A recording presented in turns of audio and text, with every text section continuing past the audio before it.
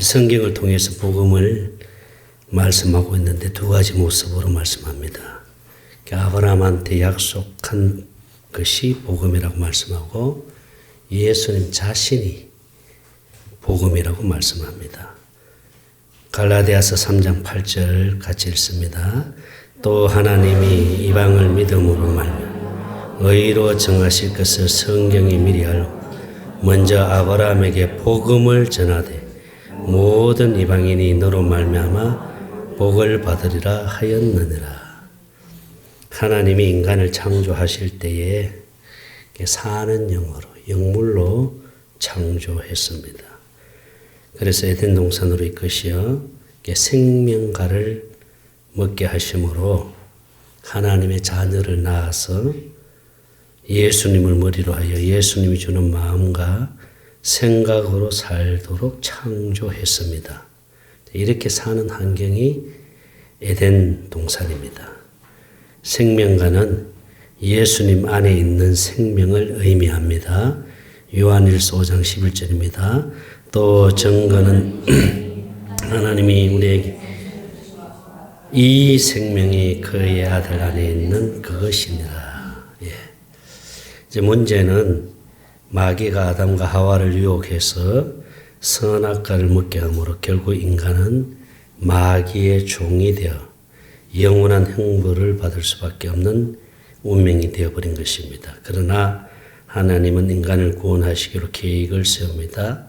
그 계획은 오직 믿음의 법으로만 구원하시기로 작정하신 것입니다. 로마서 3장 27절입니다.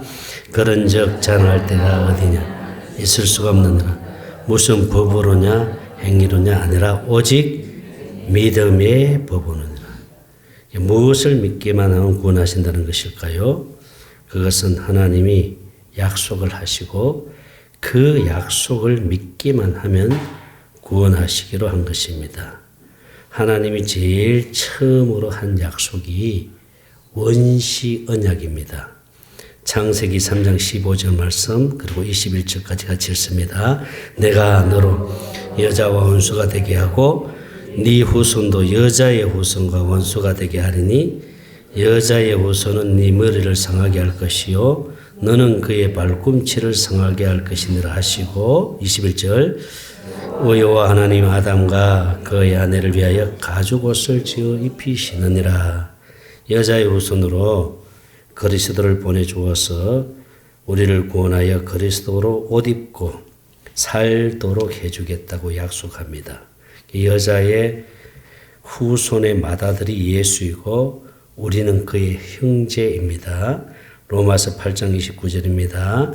하나님이 미래하신 자들 또한 그의 아들을 형상을 본받게 하기 위하여 미리 정하셨으니 이는 그로 많은 형제 중에서 맏아들이 되게 하려 하심이니라.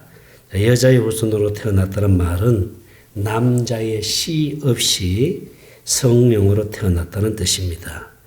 영적인 여자는 성령을 의미합니다. 갈라디아 4장 26절을 보면은 오직 위에 있는 예루살렘은 자유자니 곧 우리 어머니라. 그래서 예루살렘은 성령을 상징하고 어머니도 성령을 상징하고 있습니다.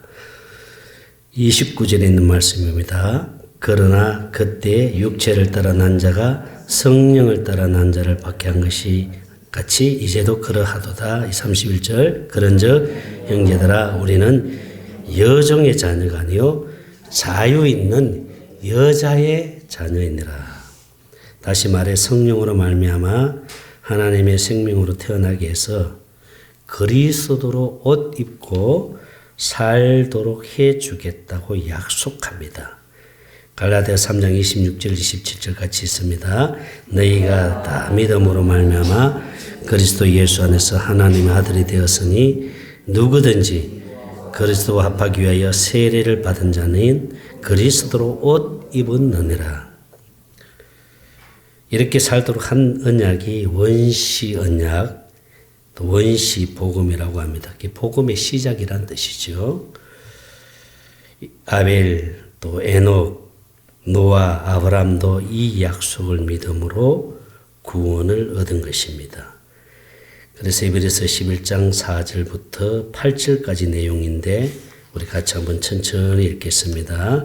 믿음으로 아벨은 가인보다 더 나은 제사를 하나님께 드림으로 의로운 자라 하시는 증거를 얻었으니 하나님이 그 예물에 대하여 증언하심이라. 그가 죽었으나 그 믿음으로서 지금도 말하느니라. 5절 믿음으로 에녹은 죽음을 보지 않고 옮겨졌으니 하나님이 그를 옮기심으로 다시 보이지 아니하였느니라. 그는 옮겨지기 전에 하나님을 기쁘시게 하는 자라 하는 증거를 받았느니라. 7절 믿음으로 노아는 아직 보이지 않는 일에 경고하심을 받아 경외함으로 방주를 준비하여 그 집을 구원하였으니 이로 말미암아 세상을 정죄하고 믿음을 따르는 의의 상속자가 되었느니라. 8절 믿음으로 아브라함은 부르심을 받았을 때에 순종하여 장래의 유업을 받을 땅에 나아갈새 갈 바를 알지 못하고 나아갔으며. 그렇습니다. 하나님은 갈대아 우르에서 아브라함을 불러냅니다. 왜 불러냅니까? 특별한 목적을 가지고 불러냅니다. 그것이 바로 창세기 12장 3절에 있는 말씀인데 우리 같이 읽겠습니다. 너를 축복하는 자에게는 내가 복을 내리고 너를 저주하는 자에게는 내가 저주하리니 땅의 모든 족속이 너로 말미암아 복을 얻을 것인지라 하신지라. 땅에 있는 모든 족속이 원시 복음을 믿도록 하기 위해서 불러냅니다. 다시 말해서 아브라함을 믿음의 조상으로 삼으시기 위해 불러내는 것입니다. 그리고 가나안 땅을 약속합니다. 하나님은 창세기 15장에서 아들을 주시겠다고 약속합니다. 아브라함은 그 약속을 믿었습니다. 그러나 육신으로 믿었습니다. 세월이 지나도록 사라가 임신되지 않자 결국 이제 사람의 말을 듣습니다. 사람의 말을 듣고 살면은 이제 원수가 나오는 거예요. 사람의 말을 듣고 태어난 자식이 누굽니까? 이스마엘입니다. 이스마엘. 창세기 16장 2절입니다. 같이 읽습니다. 시작. 사레가 아브라함에게 이르되 여호와께서 내 출산을 허락하지 아니하셨으니 원하건대 내 여종에게 들어가라. 내가 혹 그로 말미암아 자녀를 얻을까 하노라며 아브라함이 사라의 말을 들으니라. 그래서 우리는 사람의 말을 들으면 안 됩니다. 우리는 항상 하나님의 음성을 듣고 살아야 됩니다. 주님의 말씀을 듣고 살아야 돼요. 사람의 말을 듣고 살면 이제 문제가 생기지요. 악한 영이 이제 역사를 하게 되는데 우리는 항상 주님의 음성을 듣고 살아야 됩니다. 하나님의 자녀는 하나님의 음성을 듣고 사는 자녀들입니다. 그래서 하나님은요, 13년 동안 침묵합니다. 나타나지 않았어요. 그러다가 이제 13년이 지난 다음에 하나님이 아브라함에게 나타나서 뭐라고 말씀하느냐 하면은 내 앞에서 완전하라 이렇게 말씀합니다. 창세기 17장 1절입니다. 시작. 아브라함이 99세 때에 여호와께서 아브라함에게 나타나서 기기했을 때 나는 전능한 하느님이라 너는 내 앞에서 행하여 완전하라. 완전하라는 것이 무엇입니까? 신명기 18장 13절 말씀 15절 말씀 같이 읽습니다. 시작. 너는 내 하나님 여호와 앞에서 완전하라. 15절 내 하나님 여호와께서 너희 가운데 내 형제 중에서 너를 위하여 나와 같은 선지자 하나를 일으키시니 너희는 그의 말을 들을지어다. 자, 이게 무슨 뜻입니까? 이게 사도행전 3장 20절부터 쭉 보면 이제 무슨 뜻인지 말씀하고 있습니다. 시작. 또 주께서 너희를 위하여 예정하신 그리스도 곧 예수를 보내시리니 21절 하나님이 영원 전부터 거룩한 선지자들의 입을 통하여 말씀하신 바 만물을 회복하실 때까지는 하늘이 마땅히 그를 받아들이라. 22절 모세가 말하되 주 하나님이 너희를 위하여 너희 형제 가운데서 나 같은 선지자 하나를 세울 것이니 너희가 무엇이든지 그의 모든 말을 들을 것이라. 23절 누구든지 그 선지의 말을 듣지 아니한 자는 백성 중에서 멸망받으리라 하였고 24절 또한 사무엘 때부터 이어 말한 모든 선지자도 이때를 가리켜 말하였느니라. 자, 모세 같은 선지자를 보내준다고 합니다. 그 선지자가 누구예요? 예수님이시죠. 예수님을 보내준다는 거죠.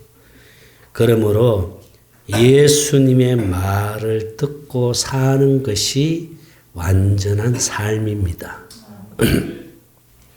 그러니까 하나님이 아브라함에게 나타나 13년 동안 침묵하다가 나타나가지고 하시는 말씀이 내 앞에서 완전하라 이렇게 말씀하잖아요. 그러니까 하나님 앞에서 완전한 삶이 무엇이냐 하면은 생명 안에서 주님의 마음으로 말씀하시는 주님의 음성을 듣고 사는 것이 완전한 삶인 줄 믿습니다. 우리가 육신의 생명으로는 절대로 완전할 수 없어요. 그렇게 살 수도 없어요. 우리는 주님의 음성을 듣고 살아야 하나님 앞에서 완전한 삶을 사는 겁니다. 저와 여러분들은 그렇게 살아야 될 줄 믿습니다. 자, 그렇게 살도록 해주시겠다는 언약이 무슨 언약이에요? 할례 언약이에요. 할례 언약. 그래서 창세기 17장 9절에 보면은 하나님이 아브라함에게 할례를 베풀려고 하는데 한번 같이 읽습니다. 하나님이 또 아브라함에게 이르시되 그런즉 너는 내 언약을 지켜 내 후손도 대대로 지키라. 10절 시작. 내 중 남자는 다 뭘 받으라? 할례를 받으라. 이것이 나와 너희 후손 사이에 지킬 내 언약이니라. 11절 너희는 포피를 베어라. 이것이 나와 너희 사이의 언약의 표징이니라. 자, 하나님은 할례 언약을 약속합니다. 할례를 시켜주겠다고 약속하시고 그렇게 하겠다고 하는 표징이 양피를 비는 겁니다. 무슨 뜻입니까? 남자의 씨로 태어나는 육신의 생명은 하나님이 안 받는다는 거예요. 그런 어떤 상징적인 의미가 있습니다. 그래서 난지 8일 만에 남자에게 할례를 베푸는데 할례가 결국 세례지요. 남자의 성기의 목줄을 잘라내버리는 거잖아요. 그렇죠? 그러니까 남자의 씨로 태어나는 육신의 생명은 하나님이 안 받으신다는 거예요. 그런 어떤 영적인 의미가 들어 있습니다.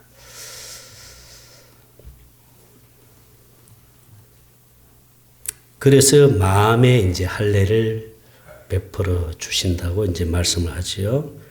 그래서 신명기 30장 6절에서도 마음의 할례를 베풀어서 하나님을 사랑해 주겠다고 약속하지요. 그래서 하나님을 사랑하게 되니까 하나님과 한 생명 되게 되죠. 그 생명 안에서 주님이 말씀을 주신다는 거죠. 그래서 마음의 할례를 받으라 이렇게 말씀합니다. 아브라함은 이제 할례를 받습니다. 창세기 17장 24절에 보면 아브라함이 그의 표피를 뺀 때는 몇 세였다고요? 99세였고 할례 받기 전 아브라함의 상태를 한번 봅니다. 창세기 17장 15절부터 18절까지입니다. 시작. 하나님이 네 안에 사라는 이름을 사례라 하지 말고 사라라 하라. 16절 내가 그에게 복을 주어 그가 내게 아들 낳아주게 하며 내가 그에게 복을 주어 그를 여러 민족의 어머니가 되게 하리니 민족의 여러 왕이 그에게 나리라. 17절 아브라함이 엎드려 웃으며 마음속으로 이르되 100세 된 사람이 어찌 자식을 낳을까? 사례는 90세니 어찌 출산하리요? 18절 아브라함이 하나님께 하리되 이스마엘이나 하나 앞에서 아브라함이 할례 받기 전에는 어떤 믿음이에요? 그게 육신의 믿음이잖아요. 육신의 믿음은 지금 내 나이가 99세인데 어떻게 아들을 낳을 수 있겠습니까? 지금 사례도 이미 생적이 끊어진 지가 벌써 오래됐는데 어떻게 자식을 낳을 수 있겠느냐고. 이게 육신의 믿음이잖아요. 육신의 생각과 육신의 마음으로는 못 받아들이는 거예요. 그러니까 지금 이스마엘이나 좀 잘 길러서 내 상속자가 되게 해달라고 이스마엘이나 잘 키워달라고 이렇게 얘기하잖아요. 그러니까 아브라함이 할례 받기 전에는 육신에 갇혀서 절대로 거기서 못 빠져나옵니다. 못 빠져나와요. 보면은 이 마음의 할례를 받기 전에는요, 이게 복음을 전해도 이거 깨닫지 못하더라고요. 지식으로만 자꾸 받아들이지.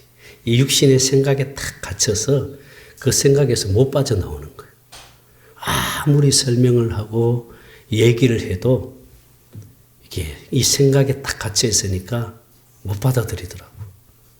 그 지난주 목요일날 오신 우리 그 후배 목사님도 제가 제일 먼저 한 얘기가 그 얘기예요. 목사님, 이 생각을 좀 내려놓으세요. 육신의 생각, 이거 좀 내려놓으세요. 일단 생각을 좀 내려놓으세요.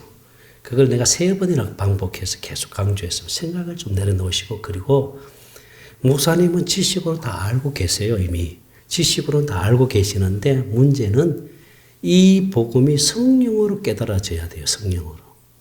그래서 복음을 설명을 하고, 그리고 이제 우리 목사님한테 목사님 왜 깨달아지세요 하니까, 그러니까 깨달아진다고 그래요. 깨달아진다고 하니까 뭐 이게 정말 성령으로 깨달아지는지 이건 하나님만이 아시잖아요. 이게 이제 사모를 통해서 대언을 할 때 이제 성령이 만지시더라고요. 이게 마음의 할례를 베푸시는 거예요. 마음의 할례를 딱 베푸니까 이분이 그냥 싹 육신의 생각에서 빠져나오는 거예요. 그게 딱 내려지니까 딱 복음 깨닫고 생명 안으로 인도되더라고요. 그러면서 막 그냥 눈물을 흘리면서 복음 앞에서 기뻐하는 것을 보게 됐는데요. 이게 마귀는 이 육신의 생각 속에 딱 가둬놓고 여기서 못 빠져나오게 하는 거예요. 그러니까 이게 마음의 할례를 받아야 돼요. 마음의 할례를. 이게 마음의 할례를 받으면은 육신의 생각과 마음은 죽고 하나님의 생명 안에서 주님의 마음과 생각으로 살게 됩니다. 할렐루야. 우리 그렇게 살아야 될 줄로 믿습니다. 자, 아브라함이 이제 할례를 받고 난 다음에서 그 육신의 생각에서 이제 빠져나오잖아요. 자, 로마서 4장 18절부터 읽겠습니다. 시작. 아브라함이 말할 수 없는 중에 바라고 믿었으니 이는 후손이 이같으리라 하신 말씀대로 많은 민족의 조상이 되게 하라 하십니다. 자, 19절. 그가 100세가 되어 자기 몸이 죽은 것 같고 사라의 때가 죽은 것 같음을 알고도 믿음이 약하여지지 아니하고 20절. 믿음이 없어 하나님의 약속을 의심하지 않고 믿음으로 경과하여서 하나님께 영광을 돌리며 약속하신 그것을 또한 능히 이루실 줄을 확신하였으니 그러므로 그것이 그에게 의로 여겨졌다. 마음의 할례를 딱 받고 나니까 완전히 달라지잖아요. 육신의 생각에서 딱 빠져나오니까 믿어지잖아요. 그러니까 의심하지 않잖아요. 그 약속을 확실히 믿었다 그랬잖아요. 그래서 하나님을 그를 하나님의 의로 여겨졌다고 말씀합니다. 자, 하나님의 아브라함에게 세운 할례 언약은 영원한 언약입니다. 사도행전 7장 8절 시작. 그리고 아브라함에게 할례 언약을 주셨습니다. 그래서 아브라함은 이삭을 낳고 여덟째 되는 날에 그에게 할례를 행하고 이삭은 야곱에게 또 야곱은 12족장에 할례를 행하였습니다. 창세기 10장 9절. 하나님이 이르시되 아니라 네 아내 사라가 네게 아들을 낳으리니 너는 그 이름을 이삭이라 하라. 내가 그와 내 언약을 세우리니 그의 후손에게 영원한 언약이 되리라. 아브라함과 이삭, 야곱 그리고 이스마엘에게 확실하게 하기 위해 세운 언약이 이제 두 번째 언약입니다. 이 두 번째 언약을 하나님은 예레미야 선지자를 통해서 무슨 언약으로 약속합니까? 새 언약으로 약속합니다. 그래서 예레미야 31장 31절에 보면은 내가 이스라엘과 유다 집에 새 언약을 맺으리라. 새 언약을 맺으리라. 마음에다가 하나님의 말씀을 새긴다는 거죠. 이 말은 이제는 하나님의 생명에서 주님의 마음으로 주님의 음성을 듣고 살도록 해주신다는 거예요. 기록된 하나님의 말씀을 보고 그 말씀을 육신의 생명으로 지켜 행하는 것이 아니라 내 법을 네 마음에다 새겨버리겠다. 이게 새 언약이잖아요. 이게 두 번째 언약이잖아요. 그래서 이 새 언약을 하나님은 맹세로 약속한 거예요. 맹세로. 이것만큼은 내가 반드시 이루어 주시겠다고. 아니, 하나님이 맹세로 약속했습니다. 바다에 파도가 치는 한, 저 밤에 달이 뜨는 한, 낮에 해가 뜨는 한, 이 새 언약은 반드시 이루어진다고 하나님이 맹세로 약속을 했습니다. 할렐루야. 그래서 이 새 언약을 이루실 중보자를 보내셨는데 그분이 누구예요? 예수님이에요. 그러니까 예수님은 새 언약을 이루시기 위해서 이 땅에 오신 거예요. 하나님이 맹세로 약속한 이 새 언약을 이루어 주시기 위해서 이 땅에 새 언약의 중보자로 히브리서 9장 15절에 새 언약의 중보자로 이 땅에 오신 겁니다. 할렐루야. 그러니까 예수님이 이 땅에 오신 목적은 바로 하나님이 맹세로 약속한 이 새 언약을 이루어 주시기 오신 거예요. 이 새 언약을 이루시기 위해서 예수님이 우리의 모든 죄를 짊어지고 십자가 위에서 죽으시고, 그 십자가에 죽으신 목적이 뭐예요? 우리에게 뭘 이루어 주시기 위해서? 새 언약을 이루어 주시기 위해서 십자가에 죽으시고 우리 죄를 대신해서 죽으신, 우리 죄를 대신해서 죽으신 것은 우리가 죄가 있으면 주님이 우리 속에 들어올 수가 없잖아요. 우리 속에 들어올 수 없기 때문에 그래서 우리 죄를 대신해서 속죄 제물이 되어 주신 거예요. 그리고 예수님이 3일 만에 부활하셔서 하늘을 또 승천하셨잖아요. 하늘 승천하셔서 하늘 보호자 우편에 앉으신 것은, 하늘 보호자 우편에 앉았다는 것은 권세의 자리에, 영광의 자리에 앉으셔서 우리의 모든 죄를 영원히 속죄를 해 주셨잖아요. 영원히. 다시는 너희 죄를 기억하지 아니하리라. 할렐루야. 그렇게 하신 목적이 뭐예요? 우리 심령 안에 들어와서 뭘 이루어 주시기 위해서? 새 언약. 그러니까 새 언약을 몰라버리면 안 되잖아요. 새 언약. 그건 저는 신학 다닐 때 새 언약이 뭔지 몰랐어요, 사실은. 나만 몰랐나요? 목사님도 몰랐잖아요. 아는 척 하지 마세요. 몰랐다 그랬어요. 몰랐어요, 사실. 나는 그래서 구약이 옛 언약이고 신약이 새 언약인 줄 알았어요. 근데 알고 봤더니 그게 아니더라고요. 아, 새 언약이 이런 거구나. 근데 이단이요, 이걸 잘 알고 있어요, 이단이. 여러분 보세요. 어머니 장길자 있잖아요. 거기도 이걸 알고 있어요. 근데 그 새 언약을 구약에서 잘 풀어나가다가 끝에 가가지고는 지가 새 언약의 중보자라 그래요. 달리 끝에 가가지고 달리 해석해버려. 끝에 가가지고. 그런데 구약의 그 새 언약의 내용을 잘 풀어요. 내가 거기 사이트에 딱 들어가 봤거든요. 하나님의 교회. 하나님의 교회가 장길자죠. 예, 하나님의 교회 한번 사이트에 딱 들어갔는데 새 언약을 풀이를 해놨더라고. 새 언약을 잘 풀이해요. 그런데 그 새 언약의 결론은 뭐냐면은 자기가 새 언약의 중보자. 이만희하고 똑같아요. 자기가 새 언약의 중보자. 근데 이 새 언약의 중보자가 누굽니까? 예수님이잖아요. 할렐루야. 예수님이 새 언약의 중보자잖아요. 그러니까 우리 심령 안에 들어와서 새 언약을 이루어 주시기 위해서 예수님 십자가에 죽으시고 부활하시고 승천하셔서 우리 죄를 영원히 속죄하시고, 그리고 예수님이 그 하늘 보좌에 계시면서 우리를 위해 중보하시고, 그리고 예수님이 나중에 재림하신다. 그리고 예수님을 믿으면 성령이 내주하심으로 나는 구원받았다. 나는 그렇게 믿고 있었어요. 근데 알고 봤더니 그게 아니더라고요. 예수님이 다시 왕권을 가지고 오셨더라고요. 왕권을 가지고. 오순절 마가다락방에 성령과 함께 영으로 다시 오셨습니다. 그래서 히브리서 9장 28절에 두 번째 나타나실 때는 죄와 상관없이 구원을 바라는 자들에게 나타나리라. 두 번째 나타나리라. 언제 오셨습니까? 오순절 마가다락방에. 보혜사 성령님이 오실 때 예수님이 영으로 오신 줄 믿습니다. 그럼 예수님이 왜 오순절 마가다락방에 오셨어요? 우리 심령 안에 들어와서 뭘 이루어 주시기 위해서? 새 언약을 이루어 주시기 위해서. 할렐루야. 새 언약을 이루어 주시기 위해서. 그래서 그 예수님이 우리를 성전 삼으시고 우리 심령 안에 들어와서 하나님의 생명으로 거듭나게 하여 예수님과 한 생명 되어서 예수님 머리 되고 나는 몸이 되어 예수님이 주는 그 마음을 가지고 살도록 해주신다는 것이 새 언약이고 복음입니다. 이 복음을 들었을 때 이것이 깨달아지고 믿어질 때 하나님의 생명으로 거듭나는 줄 믿습니다. 그래서 저와 여러분들이 하나님의 생명으로 거듭나서 지금 우리가 매주 목요일마다 하나님의 생명으로 살기 위해서 이렇게 경건의 훈련을 하는 거예요. 돌아보면요. 저도 생명이 좀 많이 자란 것 같아요. 제가 원래 다혈질이거든요. 피가 B형입니다. B형이 좀 다혈질입니다. 피가 B형이 다혈질이고요. 눈 큰 사람이 굉장히 두려움을 많이 느낍니다. 무서움을 많이. 그냥 주변에 잘 살펴보세요. 눈 큰 사람은 두려움을 많이 느끼죠. 밖에 밤에 못 나가요. 겁이 나가지고. 근데 B형이 다혈질이 많아요. 다혈질.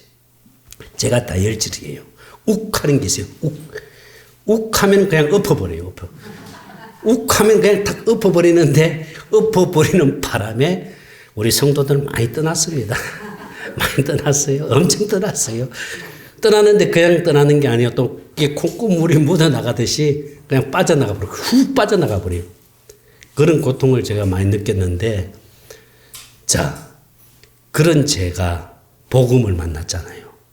이 복음을 통해서 이게 생명이 자라면서 그런 것들이 하나씩 이제 육신의 그 껍데기가 이제 벗겨지기 시작하는, 율법의 이제 그 껍데기가 벗겨지면서 생명이 자라면서 저도 이제 많이 이렇게 변해가고 있다는 걸 제가 느껴요. 느낍니다. 가장 잘 아는 사람이 우리 사모입니다. 사모가 그걸 알아요. 아, 목사님 많이 변했다. 아멘 안 하네. 많이 변했다. 사모가 제일 잘 알아요. 많이 변했다는 거 알아요. 사모가 그걸 알아요. 우리 아들이 이제 6월 6일 날 결혼하지만요. 중학교 때인가 한번 나한테 혼나게 맞았어요, 사실은요. 엄청 아주 세게 때려버렸습니다. 나는 한번 열받으면 막 그냥 이게 눈에 딱 손에 잡히는 대로 던져버리는 성격이에요. 던져버렸어요. 제가 목사 되고 난 다음에 한번 되게 열받아가지고 전화기 2개를 던져버렸는데 그거 깨져가지고 사실 한 얼마 이렇게 돈 물고 또 사고 이렇게 한 적이 있어. 딱 2번 있어, 2번. 여러분들은 자주 있지만 저는 딱 2번 있었어요. 여러분들은 자주 있죠. 저는 딱 2번 있어, 2번. 2번 딱 전화기 던진 게 딱 2번이고 아들이 하여튼 이 딸하고 둘이 이제 그때 중학교 막 한참 싸울 때잖아. 그래서 내가 그걸 못 본 거예요. 그런데 그 내 손에 딱 잡힌 게 뭐냐면은 옷걸이 있잖아. 그게 그 플라스틱 옷걸이. 그게 내 손에 딱 잡힌 거예요. 그걸 자꾸 또 때려버렸는데 얘가 거기서 엄청 상처를 받은 거예요. 얘가. 거기서. 그걸 자기는 잊지를 못하고 있는 거예요. 그게 사실은. 그러니까 지금 딸은요, 아들은 항상 나하고 대화를 안 해. 엄마하고 하지. 예. 엄마하고 하지. 그러니까 이 상처가 있어요. 그게 이제 내 좀 이게 욱하는 게 있고 좀 이게 혈기 이게 많고 이러다 보니까 좀 제가 이 목회하면서 어려움도 많았고 했는데 제가 이 복음을 깨닫고 제 자신이 변화돼가는 것을 보게 되는 거예요. 많이 바뀌는 거예요. 그러니까 지금은 아들하고 사이가 정말 좋아요. 정말 아들도 그걸 알아. 아빠가 저렇게 전에는 얘가 뭐라 그랬냐면 아빠 목회 언제 그만두지? 이제 나한테 얘기 안 하고 우리 사모한테 그러더래. 아빠 언제 목회 그만두? 그러더래. 그래서 물어봤대. 왜? 그랬더니 아빠도 돈 벌어야지. 이게 목회하면서 사례비를 제대로 못 받잖아요. 사례비를 제대로 못 받으니까 애들에게 그게 영향이 갈 수밖에 없는 거예요. 그러니까 지가 볼 때는 그냥 좀 목회 그만두고 그냥 돈을 벌었으면 좋겠다는 것이. 우리 최 목사도 사실 목회하기 전에 그 아주 유명한 돈도 많이 벌었잖아. 근데 목회하고 나서는 좀 이렇게 어려움이 있었는데 나도 이게 목회하면서요. 이게 물질적으로 굉장히 힘들 때가 많이 있었어요. 사례비 제대로 못 받지. 그러다 보니까 애들에게 그게 영향을 가지. 그러니까 이게 아들이 그걸 볼 때 아빠는 좀 목회를 그만두고 좀 어디 나가서 돈을 좀 벌었으면 좋겠다 이게예요. 그러니까 아빠 언제 목회 그만두지 엄마한테 그 얘기를 하더라는 거죠. 내가 그 얘기 딱 듣고 충격받아 진짜. 근데 이제 복음 깨닫고 주님과 내가 한 생명 되어서 주님 마음으로 살아가는데요. 하나님이 에덴으로 환경을 바꿔주시더라고요. 할렐루야. 재정적인 것이나 모든 것에서 하나님이 에덴으로 만들어주세요. 정말 부족함이 없도록 은혜를 주시고 부어주시고 채워주시고 함께 해주신다는 것을 그건 내가 막 노력해서 내가 뭘 해서가 아니라 하나님이 그래서 나는 그냥 주님과 하나 되기 위해서 그냥 주님 마음 되기 위해서 내가 주님 앞에 집중하고 오직 주님 바라보고 그냥 주님 마음에 기쁨이 되는 삶을 살기 위해서 내가 그냥 주님만 의지하고 주님만 바라보고 주님 마음 되기 위해서 내가 오직 거기에 집중하니까 하나님이 때가 되니까 에덴으로 만들어주시는, 환경을 에덴으로 바꿔주시는 거예요. 하나님 그렇게 역사하셔요. 할렐루야. 내 자신도 하나씩 하나씩 내가 변해가는 걸 보게 되는 거예요. 바뀌어지는 게 보고 되는 거예요. 아, 이게 복음으로 사는 삶이구나. 이게 내가 하는 게 아니라 누가 하신다? 하나님이 하신다. 할렐루야. 그래서 하나님은 우리 심령 안에서 날마다 새 언약을 이루어 주시고 계십니다. 새 언약으로 살아야 됩니다. 할렐루야. 저와 여러분들이 그렇게 되어지기를 주의 이름으로 축복합니다.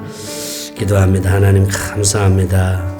날마다 우리가 복음으로 살게 하시고 하나님의 생명으로 살게 하여 주시옵소서. 새 언약으로 살게 하여 주시옵소서. 주님과 하나 되는 기쁨을 누리며 살게 하여 주시옵시고 천국 되어 살게 하여 주시옵소서. 감사합니다. 생명 되시는 예수님 이름으로 기도드리옵나이다. 아멘.